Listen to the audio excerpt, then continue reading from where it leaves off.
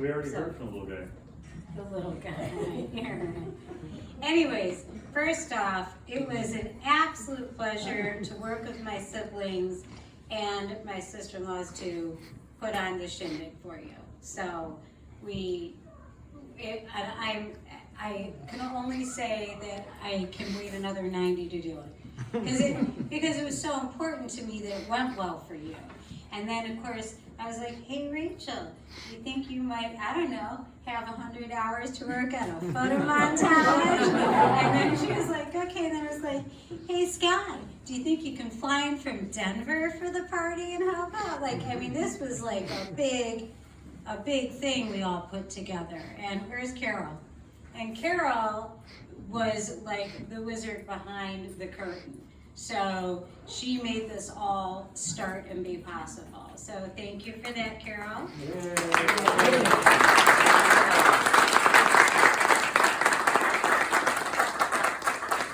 Because normally Carol does a lot of these big parties, and we kind of had to be like, hey, we'd like to do it if it's okay. But we made sure that, you know, she had say and agreement and knew what was going on, so that we did it up to her level of standards, right? You did a wonderful. Thank you. Absolutely. This is an enormous get together, a wonderful get together, and the food was wonderful. The talks are great. Yeah, well, we love being able to come over to your house and do the talking and the eating and all that, but we did think that you deserved maybe one holiday off. Just the one party off. I mean, I could spend literally 100 hours talking about this man. But let's just go over some quick little fine points through history to just like zip it along. Just to picture this, 3 years old, Dad tells me, you know, he's tying my shoe. He's like, you know, I used to work in a shoe store like at college. And I was like, wait, what I heard you say is you want to play shoe store with me. He's like, okay, that's what we'll do. And so, I mean, over and over, I would get the shoes and I'd sit at the end of the big steps in Detroit, you know, at the house in Muirland, and I'd grab him and throw the shoes there and be like, let's play shoe store. And that's how he taught me to tie my shoes, is playing shoe store. Then, move forward, now I'm 6 or 7, I don't know, and I've got this shiny new red bike and I don't know how to ride it. And he's like, that's all right.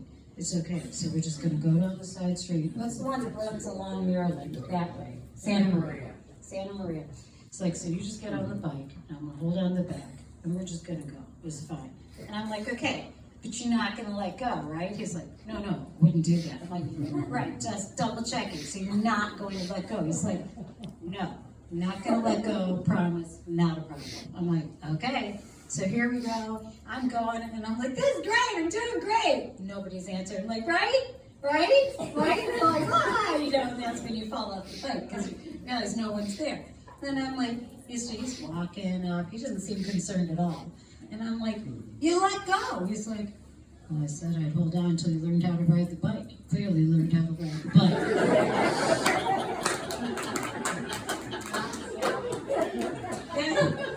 He'll go right through the whole preteen thing. Okay, and teen thing, we'll just skate right through that, right, Carol? Let's just whoop right through it. I just want to mention that Dad taught me how to fall off the bike too. Aaron, do you learn how to fall off the bike? Yes. Yes. So now we get to, I'm like 18, I'm in college, I was at OCC first, just went back to school to Purdue and now North Central. So it's a very long school thing, this is just the beginning. And I have a problem with the professor, Greenberg. And I go to Dad and I'm like, I don't know what to do. He failed me from this class and he called me in his office, true story, before taking the final. And he said, I just want to let you know I'm going to fail you. And I was like, why? He's like, because I am. And you're going to fail my class. I'm going to fail you in the final, so I'm just letting you know. I was like, well, that didn't do me any good. What had happened was I was the studio manager in the TV studio. And I had you know this, I had the headphones up. So I can hear in the control room, but he can't. And I'm in charge of pointing to the cameras and, longer, shorter, 3 sec, whatever. Because it was like a little interview show that aired on cable TV from OCC. And he was the guest, person. And somebody in the control room said something funny, and I smiled. I happened to be looking at him when I smiled. I just must have smiled really big. And it really pissed him off. And so this is proceeding when he told me he was going to fail me in the class I had him for. He walked up to me afterwards, and he said,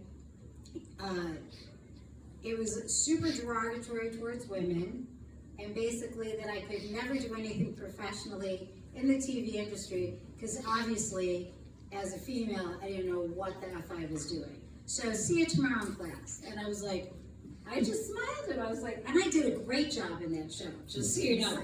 Sure. So I go to Dad, and I'm like, because he was at the university. I mean, he was a professor. He knew the whole rigmarole, right? And so he's like, oh, that's okay.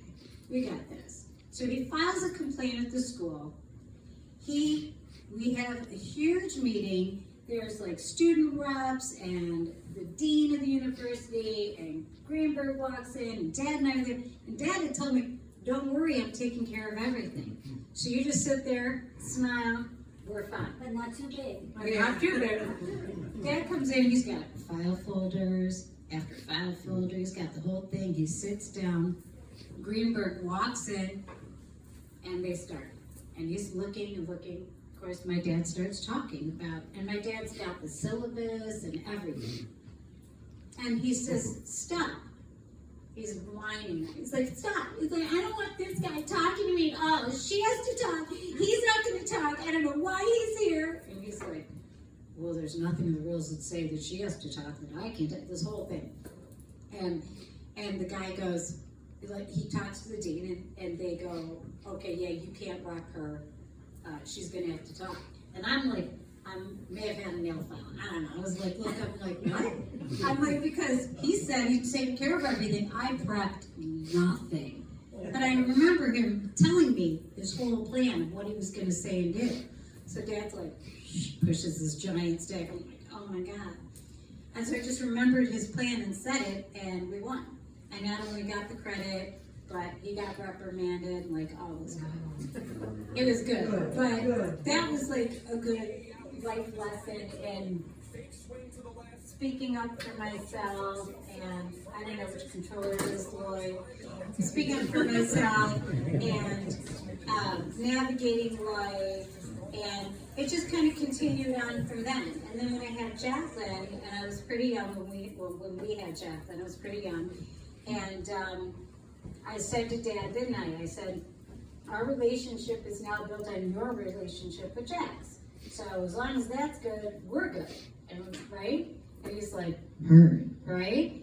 And then he turned into, he morphed from this great dad and mentor as time went on and on and on, right? Oh, he did teach me to fish. I accidentally hooked Seth in the thumb, but that was a mistake. That was just a one-off. Little casting issue. And then he turned into the best Zadie. And now he's got little grand Zadiacs, you know?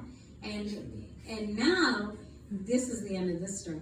Now, the amazing transformation of like, I'm a little girl playing shoe store, to now I'm in Norm's master classes, which many of you have been in, right? Because now I'm in grad school, and the first like probably semester of finishing my undergrad, I was on the phone with my mom or dad about 4 hours a day writing papers, and then one day he's like, why aren't you calling? I'm like, I don't need you anymore, I got it. He's like, what? And so now I'm in grad school, and now we can talk about psychology and clients and life, and that puts me on like this whole other level. And Aaron said to me, Sash, you're gonna love it when you get to this level. Because it's no longer about you. When you talk to Dad, it's about everybody else. And I'm like, this is true, and this is good. This is good. So I'm almost done. I've made Dad promise he has to last at least another 3 years, so I can have like a good clientele list and and pay back my loans, and he can be uber proud of me, right? So I start my my clinicals in October, so like, you know, keep it going, Dad, right? Right? Working with me. So now, because I don't need his help in school, the new love of his life is I call him every time I get a grade, and I read him feedbacks. And occasionally I don't get an A, and I'll get like an A- on something, right? And then Dad's like, he's like, F them, we're gonna go get them. He's like, that's it, I'm gonna call the professor, you know? And it's just like the ongoing joke. And then he said to me, a couple months ago, he said, you used to not care enough about your grades, and now you care too much. And for me, I was like, that's literally the best thing he could have ever said to me. So anyways, that's my whole dad story. So happy birthday, and many, many more.